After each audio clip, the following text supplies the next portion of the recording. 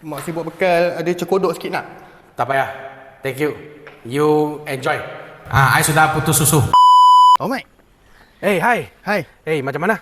Hari tu punya rumah, you dengan Ibu Mat ada suka? Kan parking dia kena pusing kat bawah kan. Dia takut sesat lah cari parking. Lepas tu, dia tak suka naik lift tinggi-tinggi. Kalau you tak mau pusing-pusing, tak mau tinggi-tinggi, kita beli landed loh.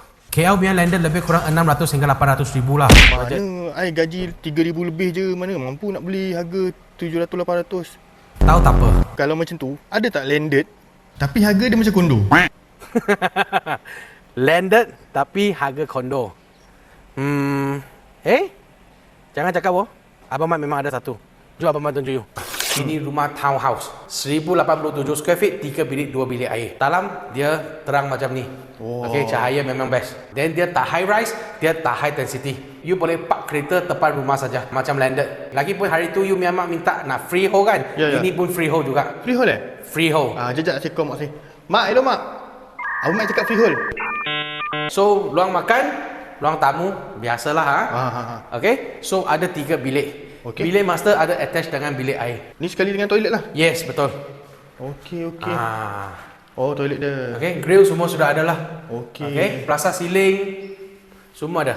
Ini bilik kedua, bilik ketiga. Oh, ni boleh buat. Yes, boleh jadi office. Bilik surau, bilik office ataupun bilik bermainan. Oh, Mat. Yup. Macam dah harga sikit lah. You nak minum juga? Sangat cute lah. Oh, tak apa. I sudah makan. You enjoy. Oh, okey. Sangat cute lah. Minum dulu Memang anak ibu lah. Ini bilik kedua kita, and then bilik air. Okey. Oh, ada bilik lagi satu. Yes. You boleh tengok ini rumah sudah siap renovation. Kita cuma perlu touch up sikit dia punya cat, okay, dan sebagainya. Dia sudah sangat cantik. Cat pun nampak macam okey je. Okey. Kalau you rasa okey, cat pun tak payah. So dalam ada bilik air dengan kita punya tapo. Okey. Tapo, tabletop, wardrobe pula, kitchen cabinet. Full atas bawah. Ini yang penting sebenarnya. Sekejap. Hello mak. Wardrobe 2 tingkat. Kalau hitam dengan putih. Mak saya ada buat bekal sikit ni. Mak saya buat bekal, ada cekodok sikit nak? Tak payah. Thank you. You enjoy. I sudah putus susu. Thank you.